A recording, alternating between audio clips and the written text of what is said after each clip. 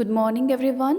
This is Harpreet and in this video session I am going to explain our first chapter of book Flamingo. The chapter is Last Lesson. This chapter is written by Alphonse Daudet. This chapter describes the situation when there is a war between Germany and France. The Prussian forces under Bismarck attacked France in the year 1870. I'm going to describe a little bit about the author, Alphonse Daudet. He born in 1840 in the France and he died in 1897. He was a French novelist and short story writer. He started his career as a school teacher but quit it to make a living as a journalist in Paris. He took to writing his poems collected into a volume called Les Amours. So here I am going to describe the theme of this story. This story revolves around the language and its importance to the citizen of a country. It's a duty of every citizen to protect the language of a country because this is the identity of the country and its people. The lesson shows how, after defeating France in the war, the Prussians wanted to rule over only the territory of the France but also over the mind and the hearts of the people. The story reinforces the fact that we value something more when it's lost. So the pain and the anguish of the students and the teacher is clear as everyone realizes how things were taken for granted.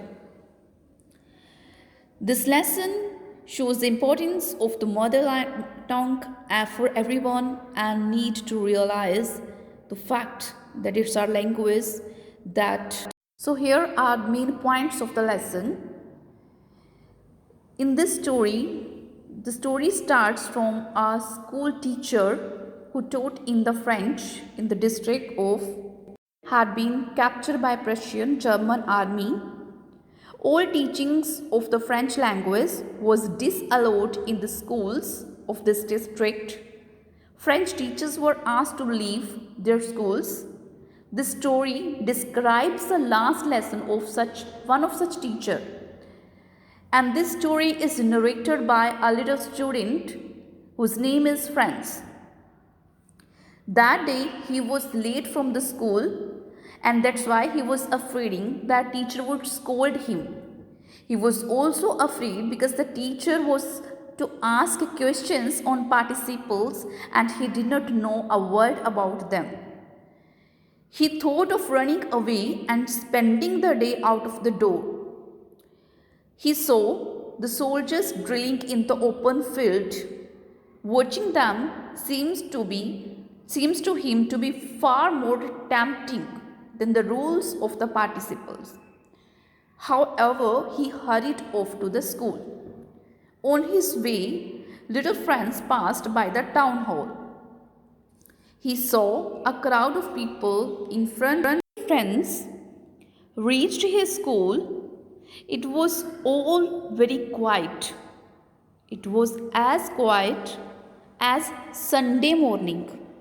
All his classmates were already there in the seat, and the teacher, Mr. Hamel, was walking up and down. He had his terrible iron ruler under his arm. This is the first part of our story. The rest chapter will do in the next video session. So thank you. Have a nice day.